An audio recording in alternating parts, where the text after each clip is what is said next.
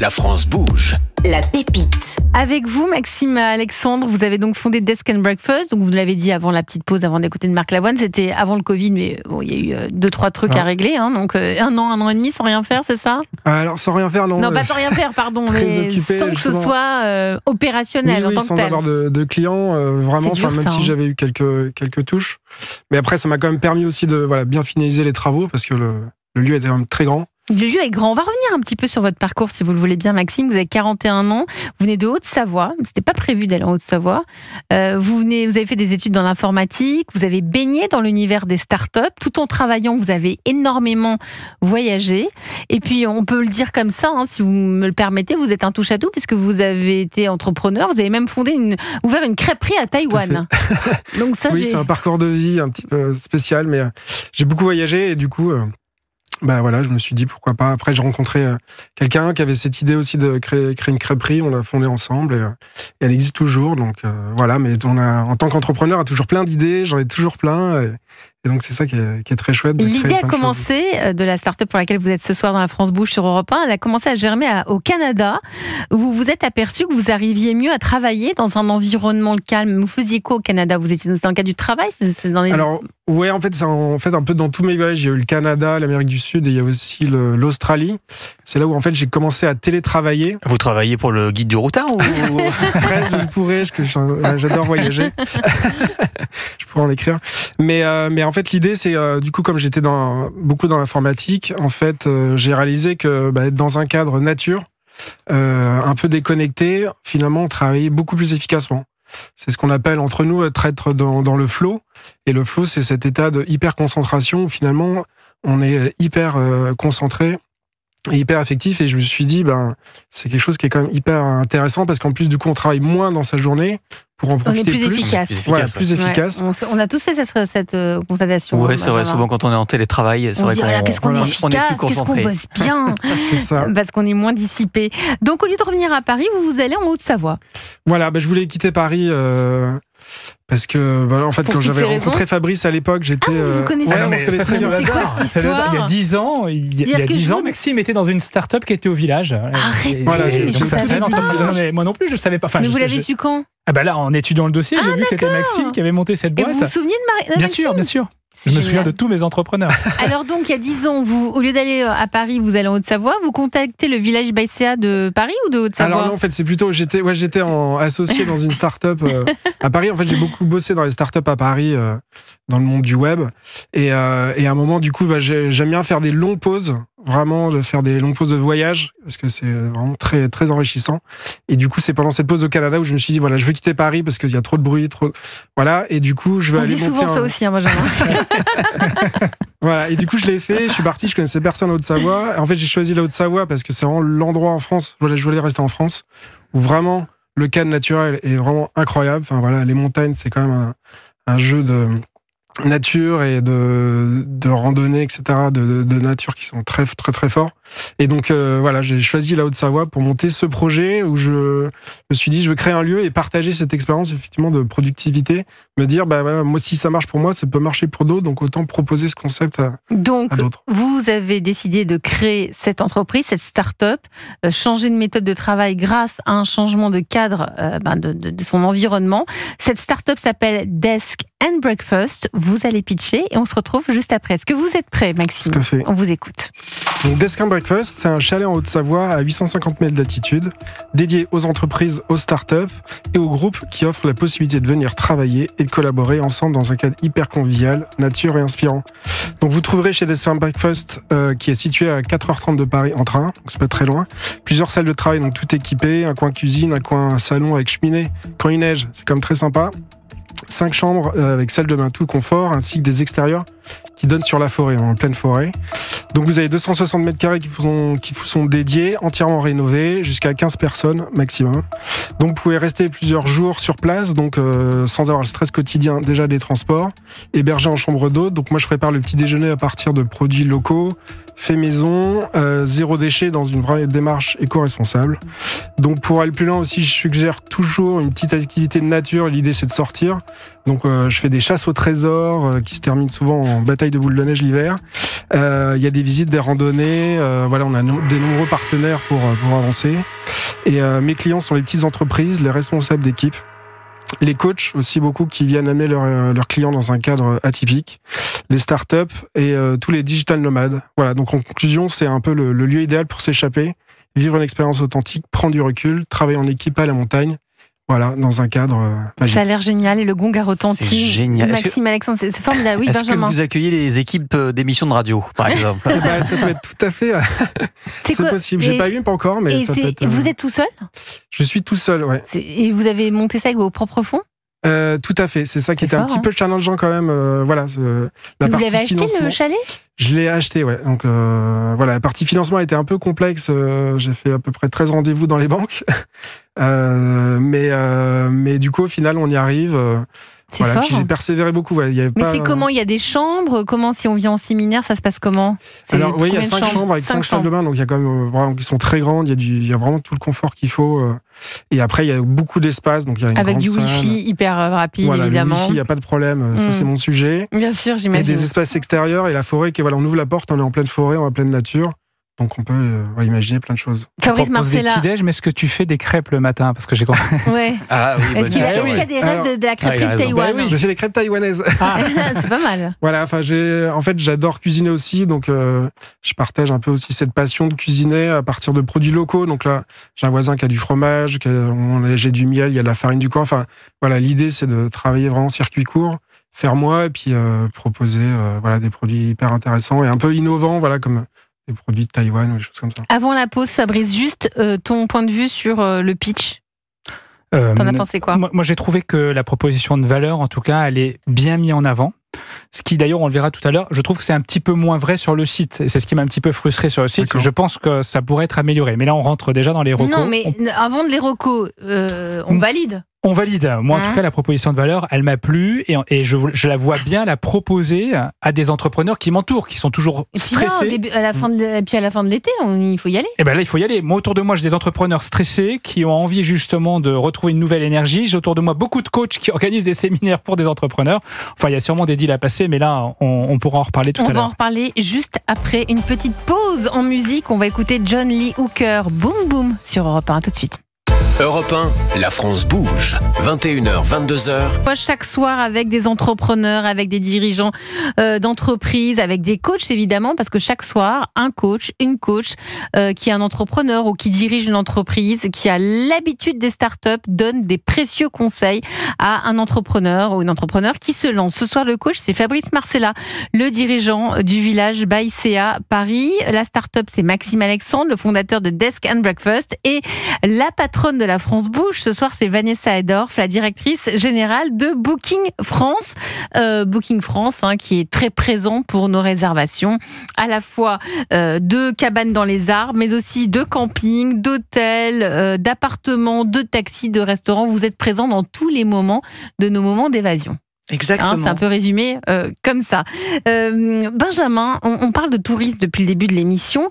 Il y a quand même des endroits qui affichent ce sont des endroits avec, comme on dit, une surpopulation touristique. Surtourisme, effectivement. Surtourisme. Oui, il y a de plus en plus de villes qui attirent encore plus de touristes et parfois trop, ce qui a de quoi agacer les habitants, locaux. parfois, les locaux.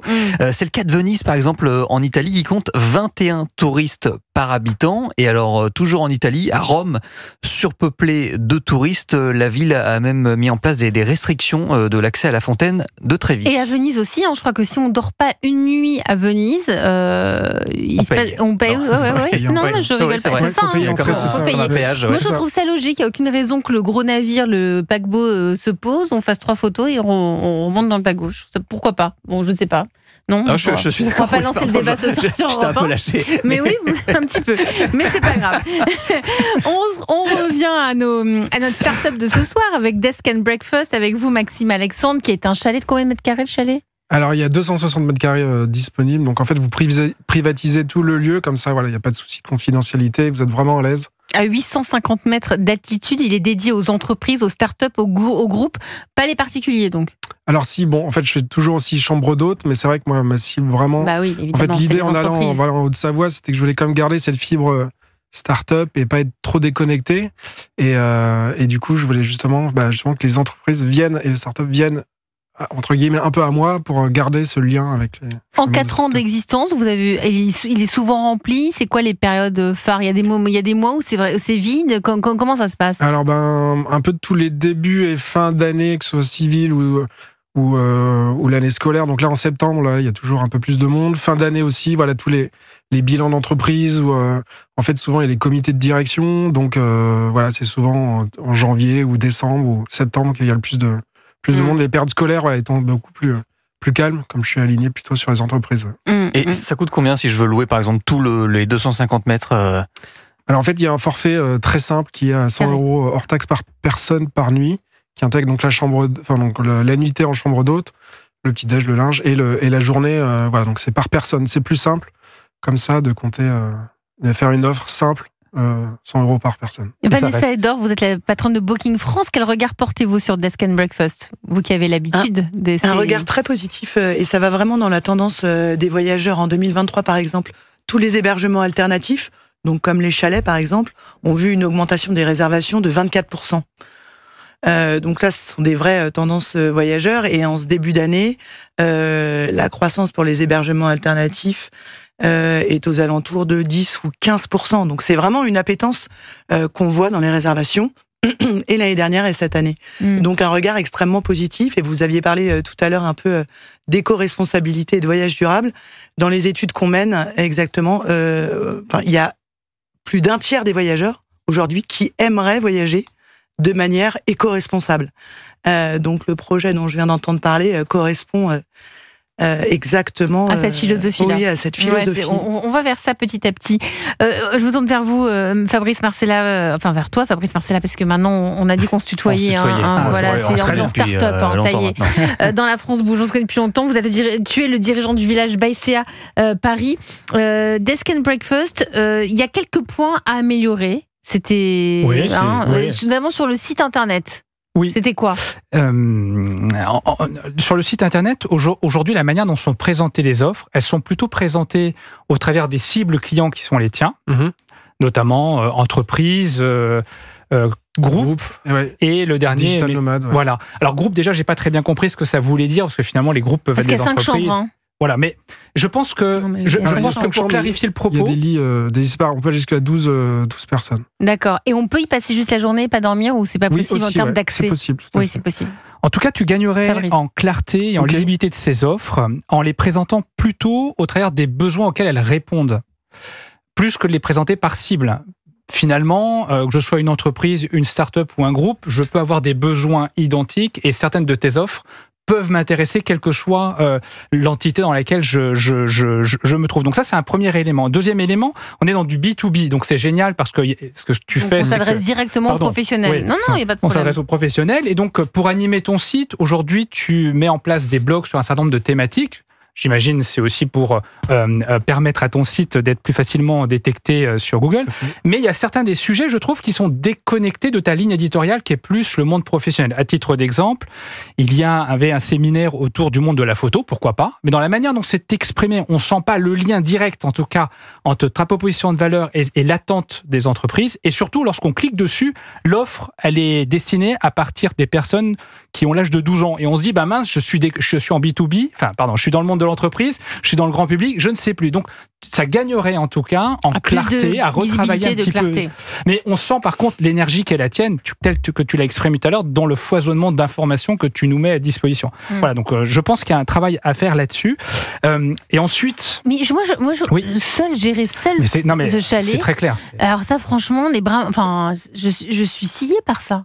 J'ai la bonne position effectivement pour faire ce type de critique, puisque toi tu es seul, il faut que effectivement tu prépares le petit déj, les résas, les travaux et le site, c'est énorme. Oui, et après, ça va en fait, c'est la motivation. À quelle heure vous vous réveillez ? Non, mais après, comme j'ai pas du monde tout le temps, ça permet justement. C'est concentré. D'être concentré quand il y a du monde. Mais Fabrice, il faudrait peut-être qu'ils s'entourent ou c'est pas le nécessaire ? Oui, à minima peut-être de quelques stagiaires en communication, pourquoi pas, auprès desquels on pourrait leur permettre d'apporter leur regard. En plus, un regard un peu différent de fait. Ils sont digital natifs généralement, ces stagiaires-là. Donc ça pourrait être intéressant en tout cas pour dynamiser davantage le site qui est le tien. Alors en termes de recommandations peut-être. Alors en termes de recommandations, il y a à mon avis, et ça, ça fera partie en tout cas aussi du carnet d'adresse qui est le mien. Il faut qu'on renoue des partenariats ensemble. D'une part parce pour que... revenir vers le village Baïséa. Mais non, revenir, en tout cas, proposer ce que tu fais aux entrepreneurs que nous accompagnons. On est 40 villages partout en France. C'est plus de 1000 entrepreneurs. Il y en a un à Grenoble, si je ne me trompe pas. Alors, c'est pas la Haute-Savoie, mais c'est pas très loin. Mais il y en a partout en France. Et ces entrepreneurs, ils font tous part des mêmes problématiques, du stress, de la nécessité de se déconnecter, d'aller dans des lieux inspirants, retrouver un contact avec la nature. Et c'est pas propre aux Parisiens, ça, c'est propre à tous ceux qui travaillent énormément, bien sûr. Voilà. Et donc, je serais ravi, en tout cas, de continuer cette discussion post-émission pour voir comment on peut réussir ce pari-là et de permettre à ton activité de continuer à grandir. Ah, tout à fait. Vanessa Edor, vous pourriez amener vos équipes de Booking France aussi. Oui, tout à fait. Et franchement, ça nous ferait du bien, parfois, d'aller en montagne dans un chalet pour travailler. En tout cas, bravo pour l'endurance dans votre motivation. Ouais. Et je rejoins monsieur quand il dit que oui, vous pourriez aussi, Fabrice, quand vous pouvez aussi prendre des stagiaires ou des alternants pour aussi vous aider pour la com. Garder cette énergie. Cette énergie, il faut la préserver parce que vous nous la transmettez ce soir sur Europe 1. Maxime, est-ce que Desk and Breakfast figure sur Booking ?